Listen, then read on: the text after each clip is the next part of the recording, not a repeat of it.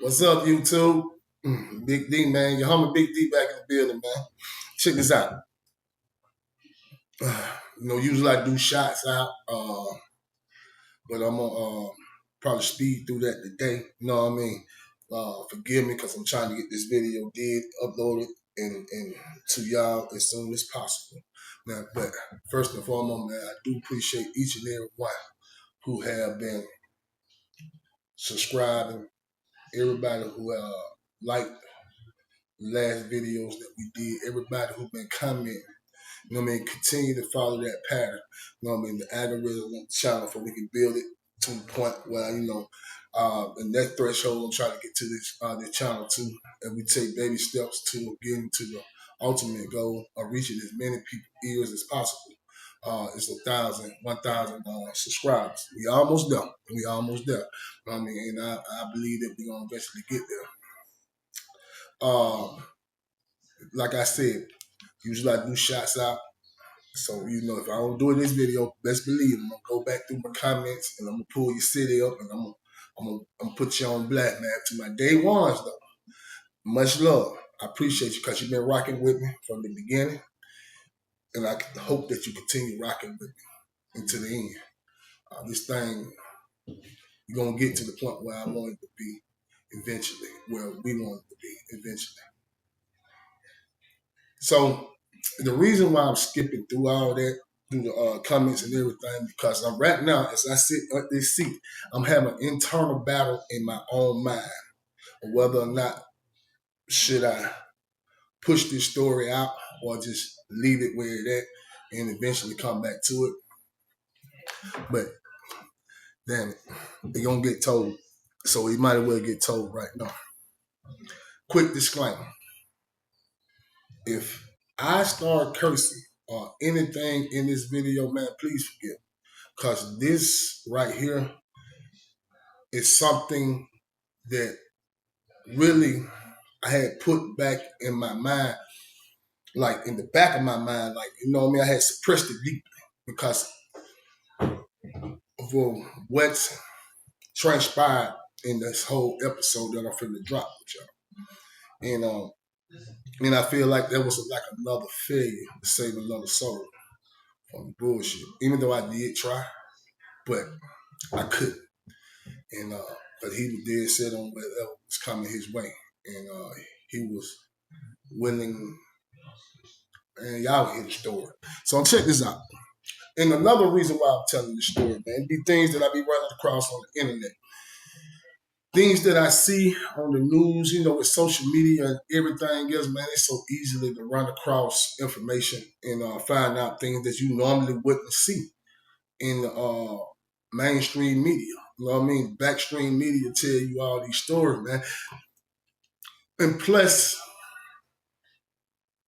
one of the antagonists or the bad guy, the person of interest in this video, tried to do something to one of my homeboys. I didn't even know this. I'm talking about I literally never knew this until I spoke to another person that I was locked up with, and he brought it to my attention. He was like, man, yeah, bruh tried to violate dude. So I'm like, nah. He said, yeah, for real. I said, nah. He said, for real. He said, he told me to call somebody else. When I reached out to that person, they like, yeah, you know what I mean? But he didn't, but he tried. And I felt like that was like a kind of a shot at me. I'm going to explain to you why. Because the person who was one of the guys in there, he was like one of the top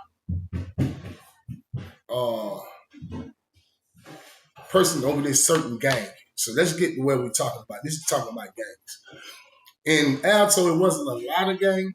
Matter of fact, they was running, like, it wasn't a lot of gangs. It's just, in the gang politics of Alto was so disrupted. And I feel like it is today. But it's going to be a message too. I honestly, I was going to actually do the message and open the monologue because I don't want nobody to get lost.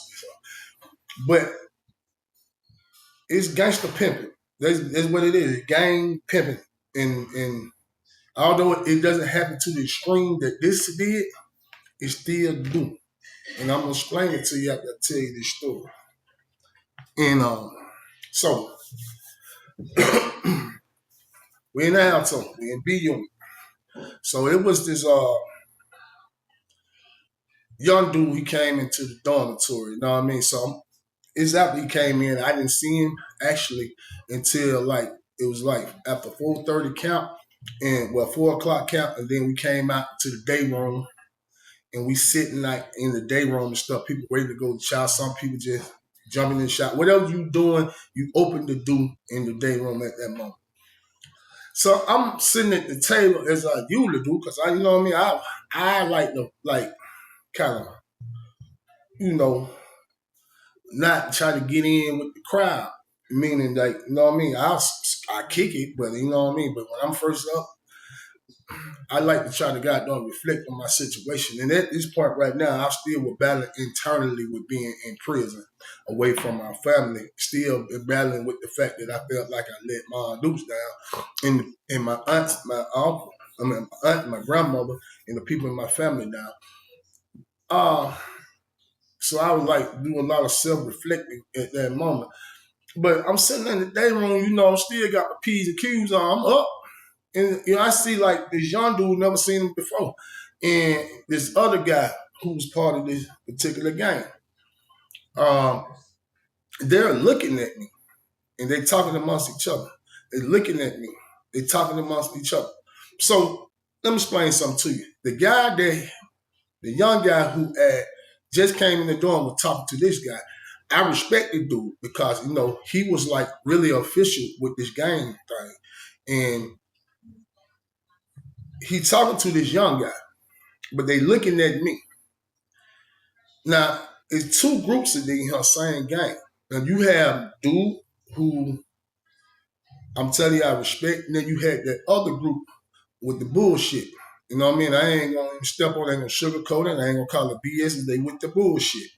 And I kind of felt like they was, but I could never just officially say so, but they was moving real shady. Like, and they putting people in the mix that was like suspect or had a bad rep on them or whatever. I don't know. Meaning on the predatory list of things.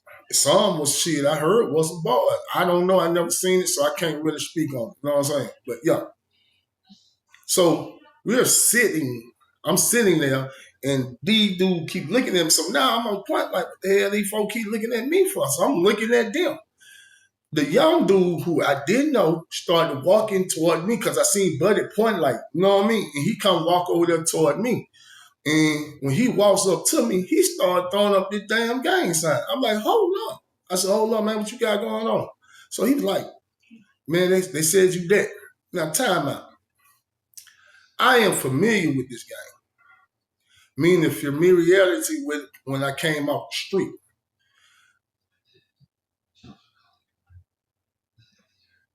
The dude who was over everything at that point in time, and a couple more of them guys were sitting at a table next to me talking about certain things. I guess they were bringing in a recruit. And me being an asshole at the moment, because I just always would do that sometimes, you know what I mean? Because I be trying to understand the theory behind what the hell y'all got going on. So I was like, man, that ain't how that go. You know what I'm saying? And they were like, what? You don't know? Woo, woo, woo, woo. I'm like, no, that ain't how that go. I said, what you're saying is not have anything to do with what y'all claiming. That's something totally different. And I was explaining it to him, and it was going back and forth for a second. Then the head dude like, hey, man, y'all go ahead on. He came to stop that man, and he started talking to me. And I was like, nah, you know, he said, yeah, you were right. He said, but this is what we doing. And I'm like, oh, that's all right. You know what I mean? I didn't mean nothing bad because I didn't ever take the seriousness of what they were trying to do or claiming because it wasn't any gangs in Georgia or in Alto State Prison that was significant enough. Or if they was, they wasn't as, I don't even know how to explain that. Like, I never really had paid them really a lot of attention. There's so much city beef and then the predatory activity, man. Hell, throw in the gangs, that's too much shit to be looking for. That's what I used to say to myself. I got to pick something. I'm watching him city beef, and then I'm gonna pay attention to the predatory activity of these dudes in him, and then I just figure out the rest of the stuff out as I navigate through prison. So this dude started telling the other guy that, man, he might be official. So that was a mindset of them, and they would pull up from time to time, like, yo, asking me questions about certain things. They gave me a question, and I basically told them, like, hey, hold up, man. I'm not in none of that. You know what I'm saying? Plus, I don't like the way y'all moving. Y'all got too much going on. I know what I mean? The stuff I've been hearing and the people that y'all been bringing around, none of that is official with this certain game. So they was like, I basically started shunning myself away from it, because the more it went, it was just things, it was like little small things. And they started trying to act like it was some flugaziness going on, man, because I don't see them dude have some boys up and down. I'm just known boys, and they'll call them up there for one of their meetings. I'm not with none of this. And and then you start paying attention, and you start seeing like, oh, okay, it's some bullshit going on around here. So the dude that I said respect, and he was official on that. So the young dude over there, he came on there throwing up the gang sign, telling me all this and the third. Now back up, the dude who I said I respected, I'm talking about, yeah, he crazy with it. I'm talking about, yeah, he got the tattoo, the whole nine. He all the way on it. And when he sent the young dude at me and he throwed up the sign, and he like, man, yeah, man, he told me come holler at you, man. I said, what the hell would he tell you that? The dude who I said I respected, he used to always pull up on me in the beginning. Like, I couldn't talk to him because he was too throwed on that bullshit. Like, literally, he was all the way gone. That's the only thing his conversation had to do with gang and everything about the gang. I love the gang. I die for the gang, gang, gang. That's what his whole demeanor was. And I'm like, man, I'm not in this. I'm not with it. I don't want to talk about that, man. If you are not talking about something that had to do with the betterment of our situation, our conditions that's in here, and the fight the goddamn keep our sanity through all this corruption that's going on in this place, I don't want to talk to you, man. I would rather just sit around and talk about pinochle, old football games, a good book, anything but other than what you're talking about, dog. I don't want to talk about that. You know what I mean? So he pushed on. So, but he still would pull up every now and then. But when he sent the young dude there, I was like, man, why would he send you me? He said, man, he said he want to see what you think about, me being part of that. I said, so you're not part of it? He like, nah. He said, but my people is on the street. You know what I mean? He went to name like the folk in my neighborhood and everybody, yada, yada. He started naming like people that he had grew up with, the neighborhood that he grew up in the town that he grew up in. His family member was part of this, and he just wanted to join. The boy was 17 years old. 17 years old, had turned 17 right before he came out, went to diagnostic. His son to diagnostic, he came across the yard. 17 years old, first time ever being locked up. He caught a case when he was 15 years old. This is what he telling me in the moment, like in that little time that we speaking. And I asked him, I'm like, bro, this ain't like the place for this. Like, you don't need to do this. You know what I'm saying? Like, you know what I mean? That's all you got to do is just stay out the way. You know what I'm saying? But I don't have no authority or no ability to put you down with nothing, my nigga. You know what I mean? And that's how I told him. He walked off, went back and said something to dude that I told I respected. He came back. I'm just going to call him, you know what I mean, gangster crazy. You know what I mean? Gang crazy. You know what I mean? That's what I'm going to call him crazy, gang crazy.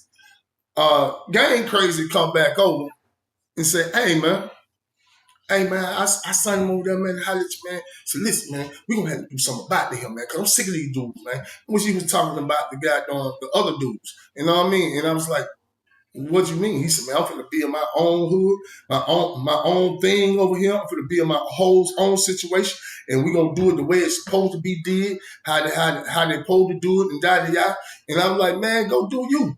But I said, but that man ain't 17 years old, man. And plus, if you're going to do that, you need to do it with some official steppers and I didn't say steppers, some official dudes, man. He said, yeah, man, that's what I'm trying to tell you. You need that. I said, oh. I said, I didn't explain to you 1,000 times over. I'm not on nothing, man. Period. I ain't with none of that, man.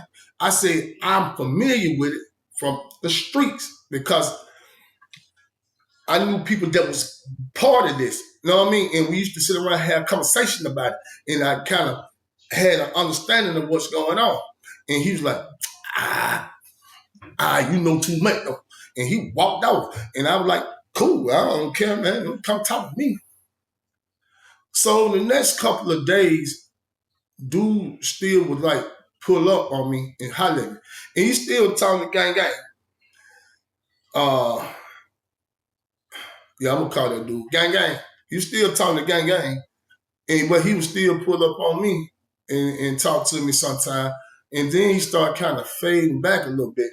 He stopped talking to gang. So I asked the gang. I said, hey, man, what going on with little buddy? I said, you see on his way? He said, man, that nigga kicking with them suckers.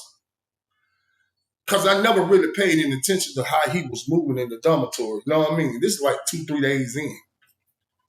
I see him talking to them guys over there. You know what I mean? Like the dude, the bullshit over there. So I'm looking at him and I see him kicking it with him. And there's a part of me like, man, should you go over there and probably tell this dude, you know, like, man, this might not be a good move. Oh,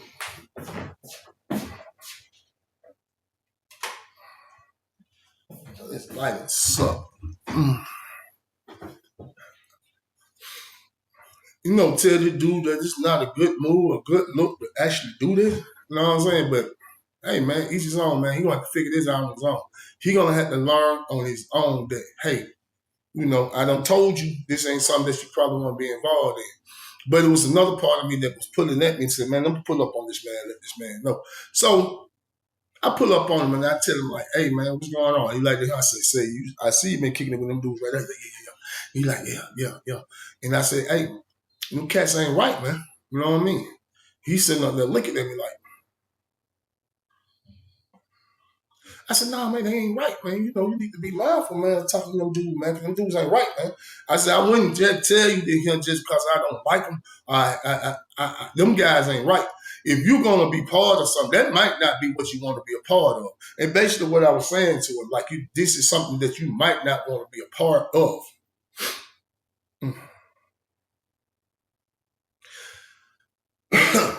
He didn't heed my warning. He continued on to do what he wanted to do. He said this is something that he was wanting to be a part of, and he had everything in his mind. He said, in my time, I got to do it the way I got to do it. He said, this is what I want to do. I said, cool. I wash my hands up. I don't care. You know what I'm saying? So probably about a week after he had been there, I see him at the table, like, with a whole bunch of papers. He was looking at the stuff and all that. And I guess they were trying to you know, bring him on in and all that. I don't know what he had going on. A week and a half later, when I'm gonna say to him, it probably had failed. Like when I started noticing, like the decline in the way that he looked. You know what I mean? Like when he first came in, he would bathe regularly. He would keep his clothes clean. You know what I'm saying? Now, mind you, he was just coming out dying, not so he had all white everything, but you could tell he took pride in how he dealt with himself. You know what I'm saying? Over the next couple of weeks, I started noticing a big decline in the way that he looked. Like he wasn't bathing regular neither. I wasn't never paying attention when he bathed because at the time I was third shift night on it. So I might should be knocked out when he might be getting shot for all I know.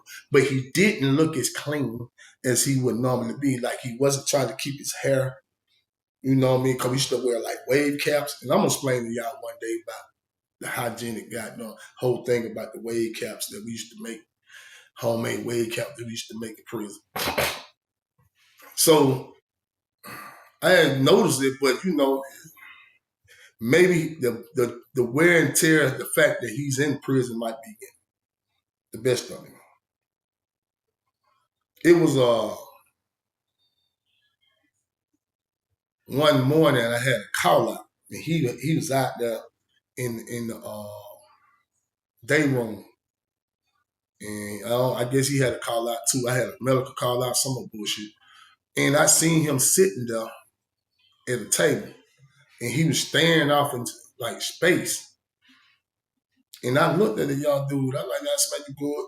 You know what I mean? Because I wasn't speaking to him like that. He just looked at me like, yeah, I'm all right. I'm all right. And he continued to stay off in space. What's wrong with that dude, man? Notice that every time these dudes would have these so-called meetings, he would be sitting by himself and they're like, hey man, we finna have, and they call the name of the meet and they'll go finna take the meet. So he like, okay, he'll go up in the room with them, whatever room that they choose and deem that they're gonna actually be in at that time. So this continue on. I don't like pay any attention. Like I said, I'm moving through life, baby. I ain't got time to be figuring that, man. I'm trying to figure out how to do this time. It was a Friday. Never forget it. It was sick with me, and it still do to this day. It was a Friday, and I had a radio. My radio, I had dropped it from the top range of the dorm. Now, you know, B unit was like 2 ranges, like it's the bottom level and the top level. And I was cleaning up, and I had my radio clipped to the side of my hip, and it hit like the railing that go around and fell and bow. Messed up my goddamn my tape player. Like it would play, but when the battery get weak, it would eat the tape up. So I was on Storage Street, so I couldn't just go buy a new radio. You know what I'm saying? I could send somebody some money, but they ain't gonna go buy me a radio because you only get one. They gonna have it on file. You ain't ready to get now. So I couldn't find now nobody to send me one out the street. But anyway, that's beside the point. So I had this radio, so I wouldn't listen to the radio all the time. Only on a certain time at night when I'm cleaning up with the slow jam, you know what I mean, the quiet storm. And on every Friday night at 9, 10 o'clock, well, it started at 10 o'clock. It used to be this thing, there used to be an all hip hop marathon from 10 to 12, and everybody in Georgia knows about this, and especially in the Atlanta area. It's called the Fresh Party. You probably heard me speak on previous video. So in the Fresh Party, you know, I got to hear that. I got to listen to that. You know what I mean? And because I'm big, I was very in love with rap at the moment. You know what I mean? So there was this guy that I used to work third shift with. I used to let him hold my radio sometime. If it wasn't Charlie, it was either Charlie or it was going to be him holding my radio. But he had my radio, the guy I worked third shift with. Okay. Cap time come around at 9 o'clock. We come out 9 o'clock cap probably about 9:30, 9:15. And of course I want my radio. I shoot down the step. You know what I mean? I see buddy who I work third shift with, but I'm taking everything in my power not to call these people names, man. But yeah, I see buddy that I work third shift with.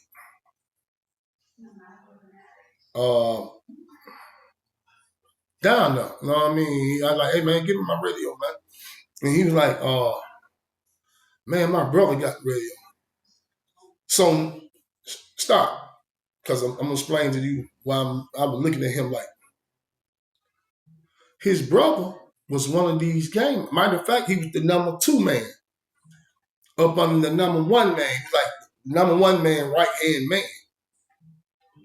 And now they don't went into the room. I seen them when I came out.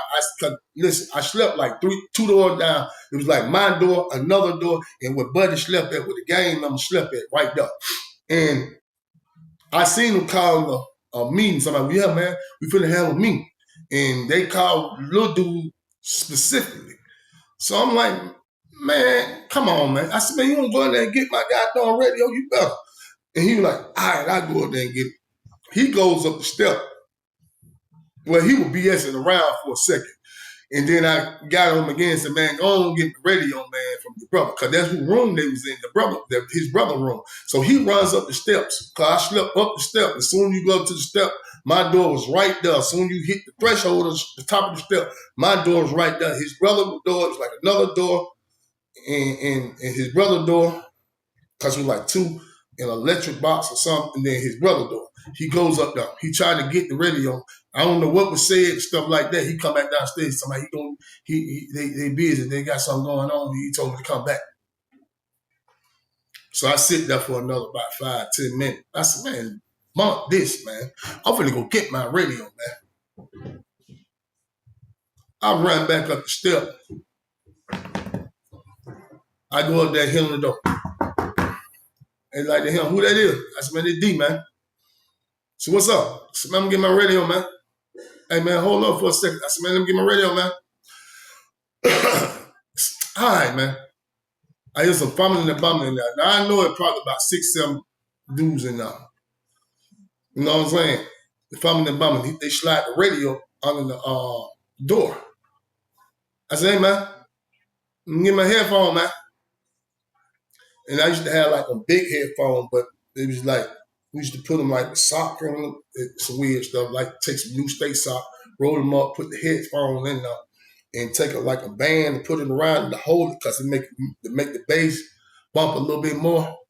So I'm like, hey, man, let me get my headphone, man. So the way it wasn't going to slide up on the door. So they were trying to get it to go up on the door. So I'm like, he said, hey, man, it won't fit. I said, give it to me. Said, hand it out the door.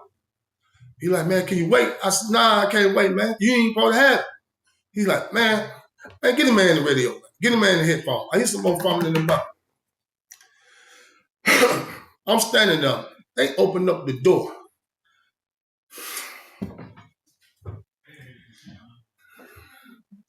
When they opened up the damn door, man,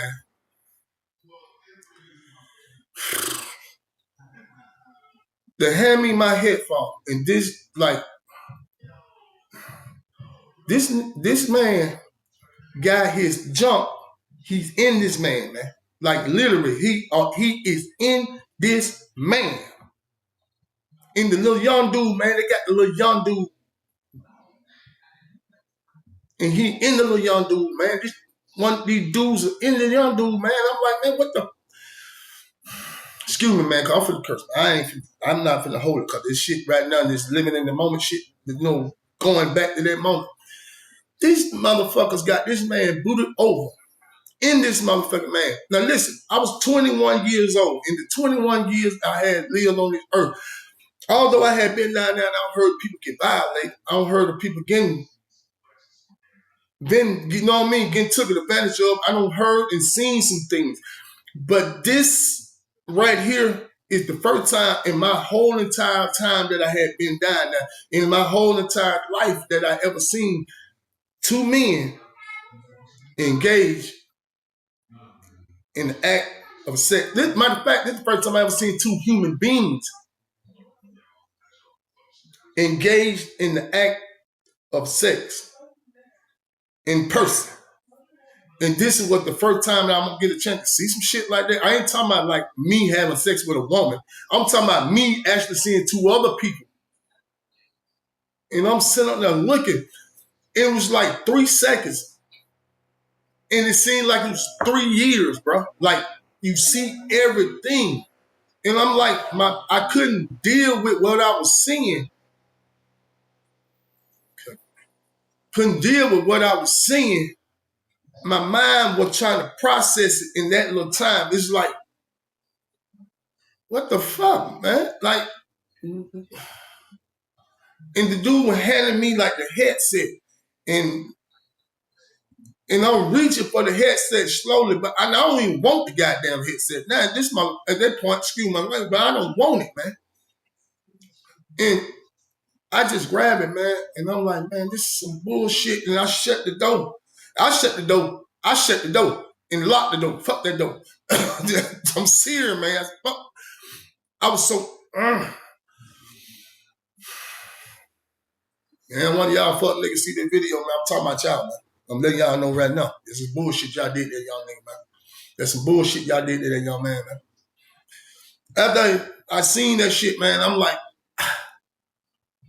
I can't deal with it. I didn't want to be out no more, man. I didn't even want to work that night, man. My stomach, once my mind processed what I seen and what I seen, I started getting like nauseated, like I'm about to throw up, like that type. Like I stood at the door and I was hollering and the police popped my door, let me in. And he was the second shift officer, the third shift officer hadn't made it in yet. When they gonna go around checking the door, so man, pop the door, let me in. Pop the door, let me in. I'm telling him, I'm talking about I'm kicking my door. I'm talking about, man, pop the door, man, let me in. I'm about to snap, like I'm about to lose it. Like my mind is not being able to process what the hell I just seen, man. He popped the door to let me in. I throw my radio in the damn locker. I want to fight buddy who I had gave the radio to in the beginning. I want to punch his ass the fuck out because I'm like, man, why would you do that? And you know I ain't rocking with your brother. And I had asked him that. He said, man, my brother said, shit, he gonna give me some petrol with some battery, meaning that he gonna give him some gas where he can be able to ride because his radio battery had went dead. I'm like, man, man, what did I just see? Man, I saw in the dog, like, bruh. Until that man came, man, you coming out tonight? I said, I don't feel good, man. I'm sick as hell. The officer was cool. This was the weekend and stuff. He like, well, I can get somebody else easily because dudes like staying out on the weekend, man. I could not sleep. Every time I closed my eyes, like that vision was going back in my head. Shit fucked with me, man. And that messed with me more than that was the conversation I had with the young dude the next day. I got up early. I didn't never go to sleep. I just popped out early, man. Soon them folk got done, opened up the doors and shit. Matter of fact, because I was cool at the 5 o'clock count, he walking through and stuff, he came by. And I told him, I told one of the oilers, hey, man, tell him to pop the door, man. Let me out. Because usually I take my shower and I said, let me out. I take the shower. And he let me on out, take a shot. I'm feeling better, man. I said, all right, man, I couldn't sleep. I ain't feeling good. I said, I hope I feel better tomorrow. I get in the shower, get out the shower and stuff like that. Plus, I tricked my door so I can come in and out when I wanted to. I come back out, sitting outside.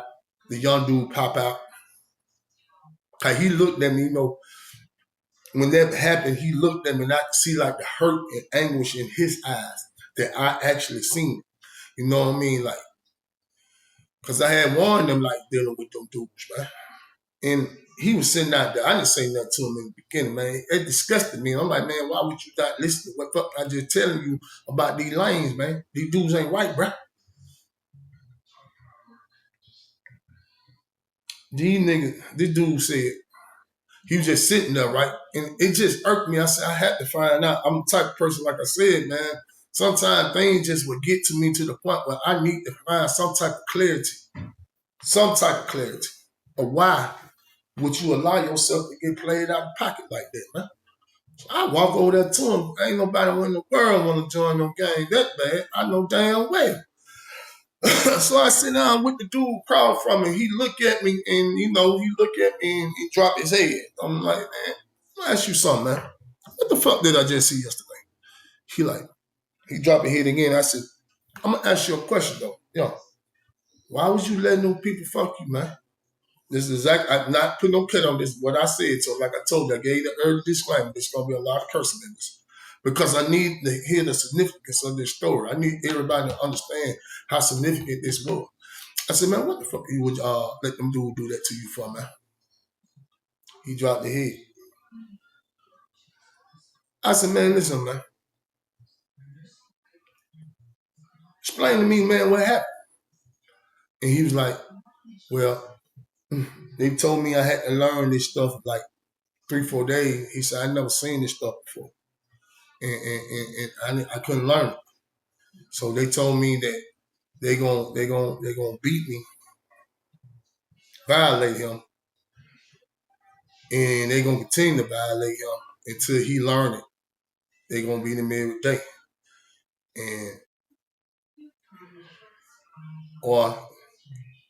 And they said the first day, they did, they beat him on the arms, stomach, chest, legs, kicked him, and all that. The second time they went in there, he didn't know something. He said he missed like 2-3 questions they had asked him. And they were going to do it again. He said he was afraid. He said, man, and they told him, said, well, you can't come in as a full member, but if you do this, then we'll protect you. And so he went with that. I said, protect you? He said, yeah. So you let me protect you from what? You know what I mean? What are you so afraid of, man? That you would let a dude run in you, man? I said, shit, that's what you should have been worried about. Why would you let these people do what you should have been worried about in the first place? The man looked at me, man, and said, I don't want to die here, man. And I don't want to be in here by myself.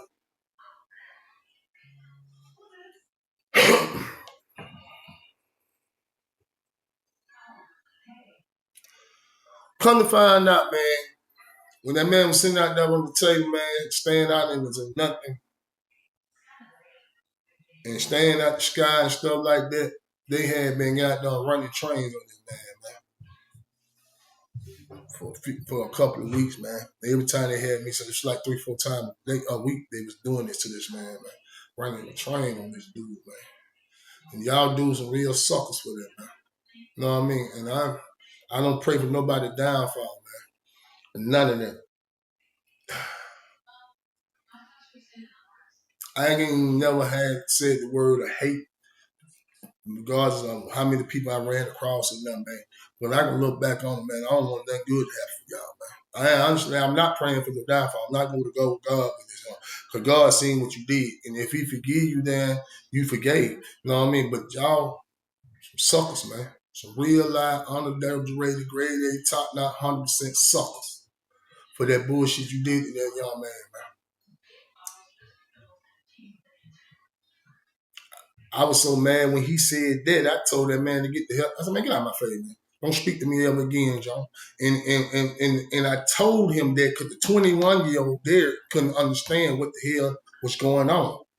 Not me at 21 years old. I couldn't understand what was going on, man. I couldn't comprehend in my mind how to process this, understand his level of fear to allow this to happen, and allow himself to succumb to the guy to that point.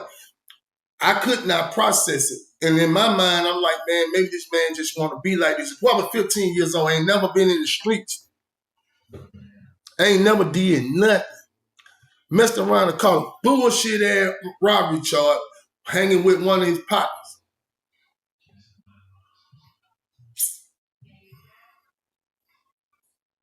On robbery charge hanging with one of his partners. He folk them charged that man as an adult. Sent his ass to prison. And this happened to him. I'm going to tell y'all something. I'm going to end this video. I'm going to tell y'all something. That gang, the gangs, gang. I do it for the gang. Hey, gang, I'm going to ride for my gang. It's fine. Just understand this. When you go to prison, I call it pimping, gang pimping. They're going to pimp you out. Now, not to the extreme that you think then, because Alto's a different monster than any other place that I've been. And I know the gang politics of those places is not the same as the ones that was in Alto. Let's get that clear. I'm going to be clear, very clear with that. Before anybody jump in the comments and come at me saying, nah, man, this ain't going to happen now. That was, and it's periodic. It's 1995 when this happened. And now, in the day's time, with the whole gang politics and everything that's running the prison, and the gang is a significant force in prison, so it's different. But the pimping still the same. These guys was on some perverted rainbow type shit. The guys in there now, they on some manipulation, taking advantage of the young men that come in. And these young men that come in prison, and whether they was on the street with it or join it once they get in, they're not even understanding how naive that they are so naive and so under influence that the gang is everything to them, and that the gang is the one that's gonna accept them, that they ain't looking at the bigger picture. See, your big homie, your OG, the number one, the big dude over the whole entire camp, or the number two, or the people with a position, these people. And you thinking like the gang is trying to protect you, but the whole entire time, all he using the gang to protect his own personal interest. He gonna put you in situations that you don't need to be in. You got dudes went in 5, 10 years, and all in the name of the gang because of a dude done made a call about some stuff that he done lost, that he ain't even broke bread with the little homeboys about, and that he don't have to go stab this guy because they don't stab him, then they gonna get him. If you don't handle the business, become the business. See what I'm saying? They call it pimping, man. They putting you in situations that you don't have to be in, man. And you go joining these things thinking this is what it is, but it ain't, man. It's manipulation, man. They are using the younger guys to get at whatever they try to get done, to protect whatever goddamn interest that they have. They trying to protect it. So they gonna throw as many bodies at your pawns they are using to fight their wars with, man. So I'm telling y'all, man, before you start running around here, man, talking about gang this and I gang that, and if you are in one, and that's what you want to be, just understand, man, that you really ain't your own man, Joe. You standing up and you standing for something that you have no ideology what you standing for. You don't even know why you doing what you're doing. But that's on you, man. But as far as what happened to little dude, man, there's some evil little dudes, man. I'm gonna end this video, man. And I hope every last one of y'all guys that did that to little buddy, man, and one day y'all see y'all wrong, Joe. Till next time, man. Your homie Big D, man. One love, man. Appreciate everybody.